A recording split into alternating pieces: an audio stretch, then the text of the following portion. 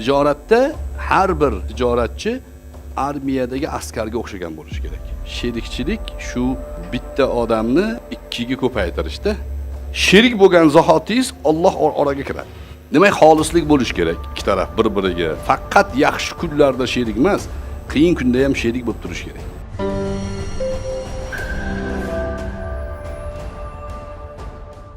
Sherikchilikda baraka borligi haqida tavsiyalar bor. Sherikchilik shu bitta odamni ikkiga ko'paytirishda.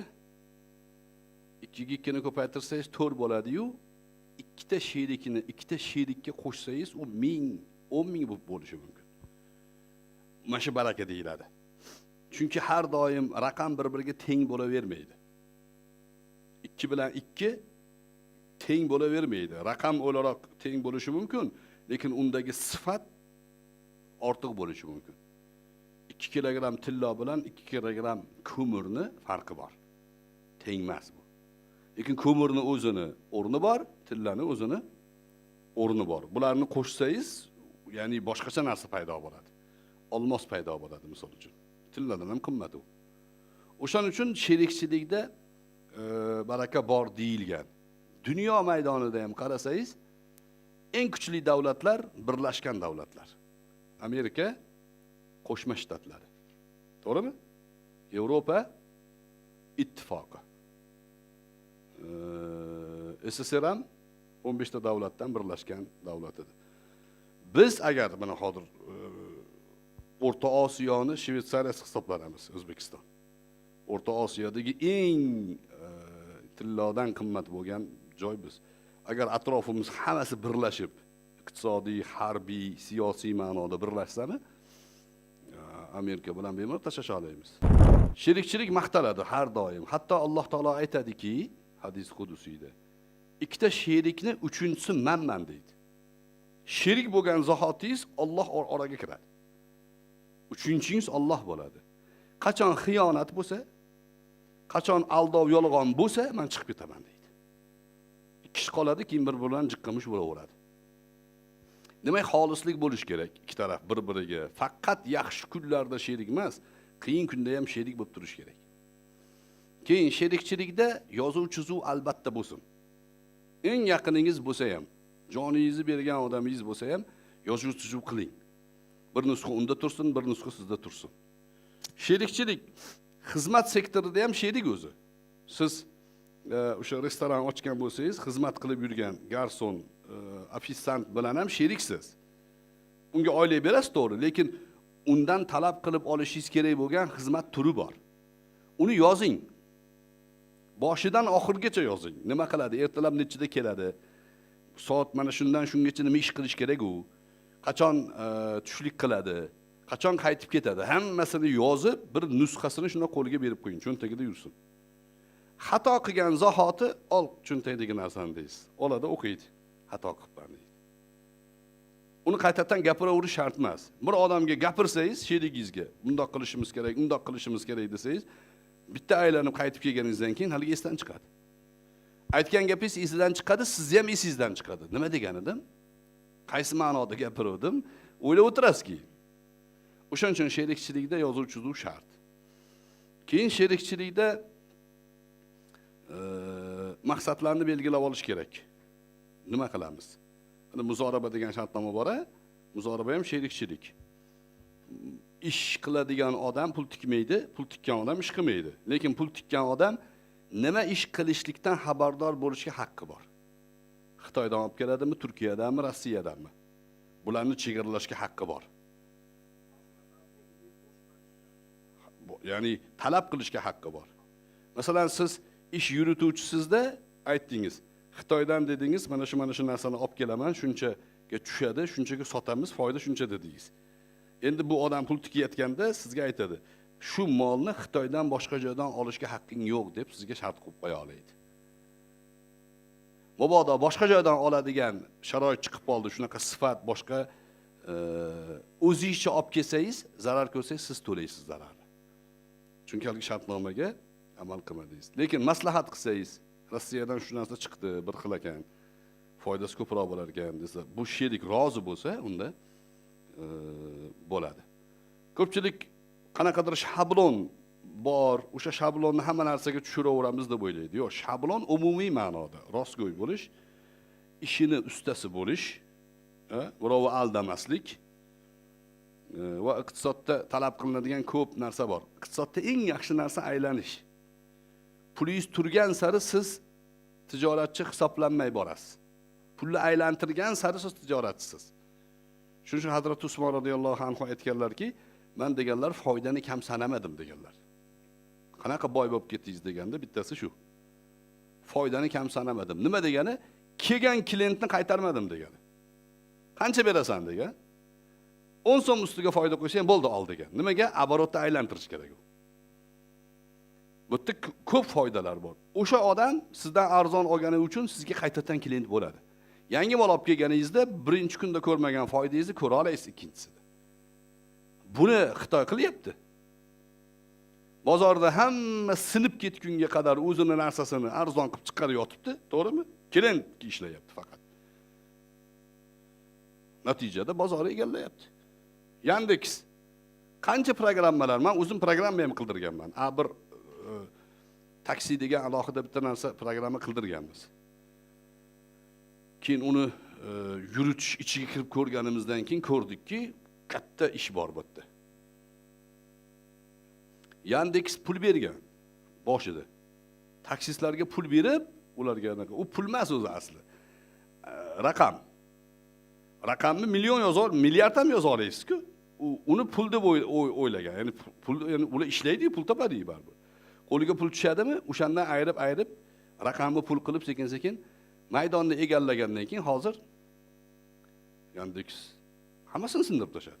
To'g'rimi? Demak, mutaxassis bo'lish kerak. Sohani egasi bo'lish kerak. Tijoratda qoidalarga amal qilish kerak. Bunaqa shablon yuqorida ko'rsatilgandek. Lekin har bir ishni o'zini shabloni bor, o'ziniki. Uni siz bilasiz, sherigingiz biladi. O'sha asosda to'ldirish kerak, kelishuv bo'lish kerak. Endi siz bilan bizda oxiratga iymon bor. Oxiratda yuzimiz qizarib qolmasin deyish kerak. O'shanda baraka bo'ladi inshaalloh. Assalomu alaykum. Yaxshimisiz? Men Samarqanddan, ismim G'ayrat. Hozirda sherikchilik yuzasidan biz maktablar ochganmiz, bog'cha ochganmiz, xudo xolasa ishi yaxshi ketyapti. Sherikimiz hozirda 3 kishi sherikmiz. O'shani sheriklarni yana bitta proyektimiz bor. Unda qarasak agar o'sha biz sherik bo'lgan sheriklar o'sha yangi proyektni mutaxassis emasdi ular.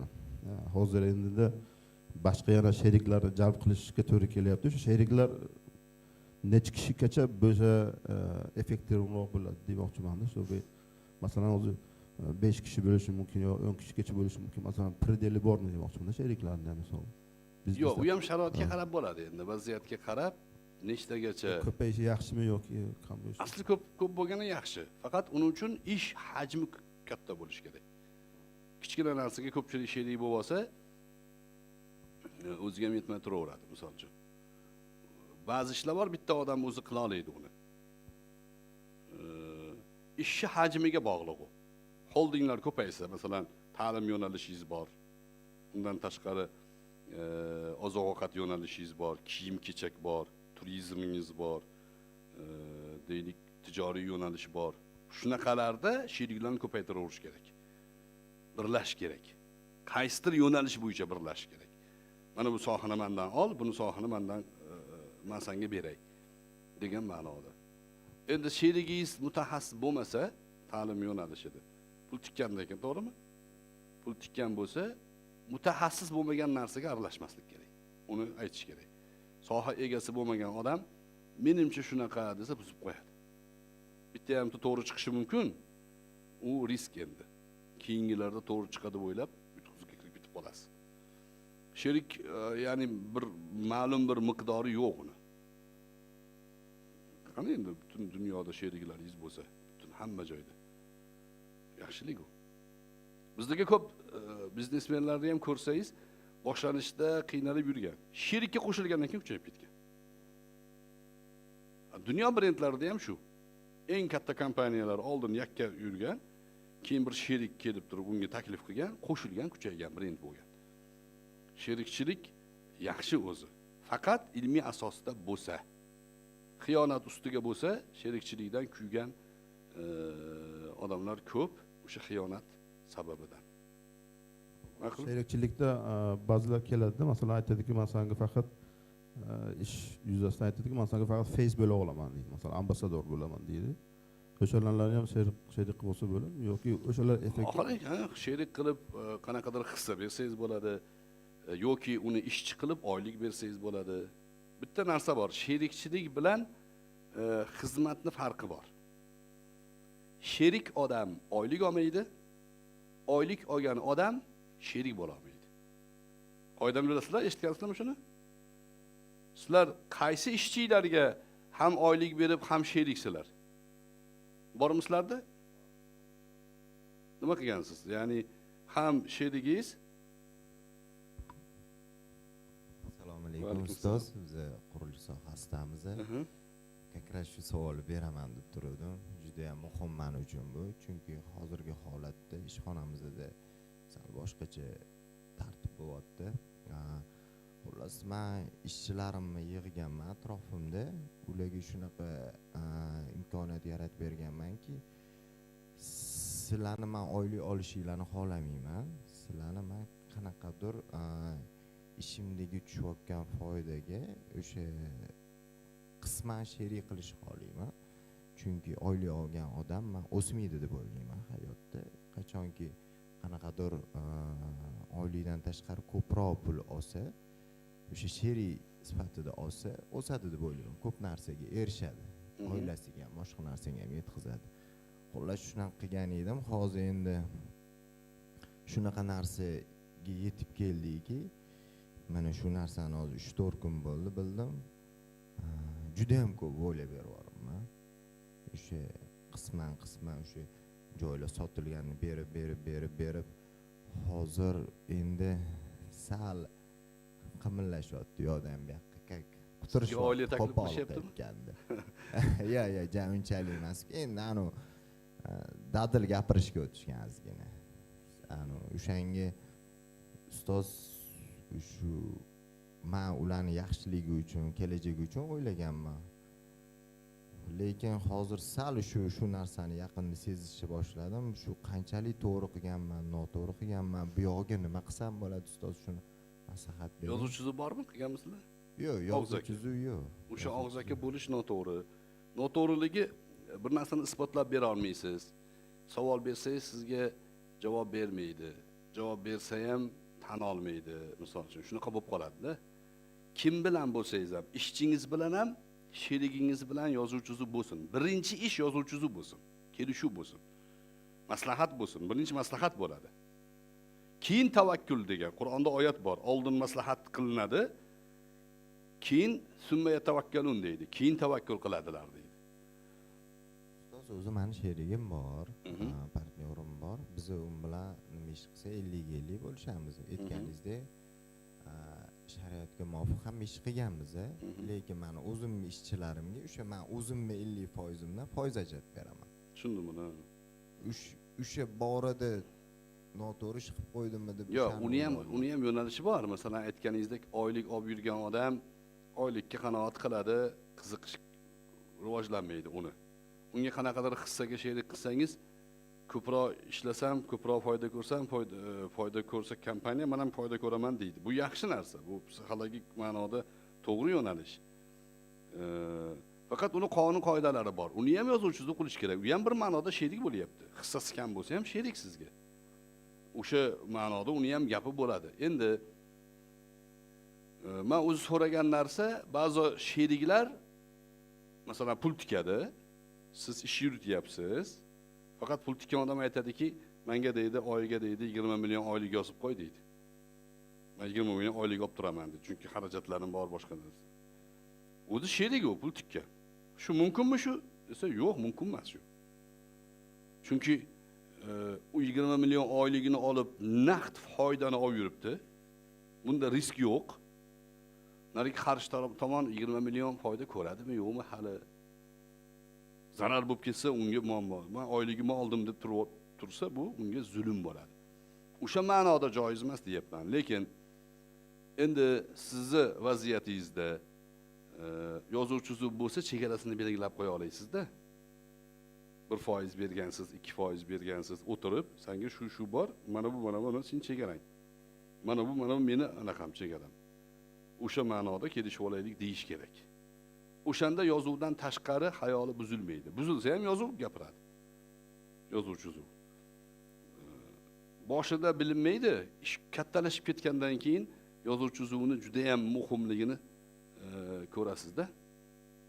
Ishchilar bilan ham yozuvchi uzuv qilish kerak. Sog' bo'ling. Sherikchilikmi? Yuqorida aytdik-ku, shablon umumiy ma'noda bor, katta ma'noda. Rost gapirish kerak, xiyonat qilmaslik kerak, ilmiy asosga suyangan bo'lish kerak, qiladigan ishingizni bilishingiz kerak, nima ish qilyapsiz. Yoki biladigan maslahatchingiz bo'lish kerak. Shu asosiysi. Endi sizni sohangiz deylik, kiyim-kechak bo'lsa, materialni qanaqasini olamiz, qayerdan olamiz, qanaqa nima ishlab chiqaramiz, kostyum tikamizmi bu yil yoki shim tikamizmi? Bular ilmga asoslanadi. Bularning hammasini yoziladi sherik bilan. Bu yil mana shunga yo'nalishga urg'u beramiz deyiladi. Undan boshqasiga fikr band qilinmaydi. O'shanda keyin siz qilayotgan ishingizda nima ish qildingiz yoki nima ish qilmadingiz, yil oxirida chiqadi. Qo'lingizda yozuv borda chunki. Mana falon kuni nima qilding sen? Bu yerda unaqa qilmasliging kerak edi mana. U sohaga ko'ra bo'ladi-da. Kimdir restoran ochadi, kimdir tijorat qiladi, kimdir turizm bilan shug'ullanadi. Kim nima ish qilishligini joyiga qo'yib qo'yish kerak. Tijoratda har bir tijoratchi armiyadagi askarga o'xshagan bo'lish kerak. Har doim tayyor turish kerak, har doim. Ko'zi ham uyquga ketmasdan turish kerak, askarga o'xshab turish kerak. Boshqa iloji yo'q. Chunki o'sha qo'yilgan joydagi askar bo'lmasa, o'sha yerdan dushman kirib keladi.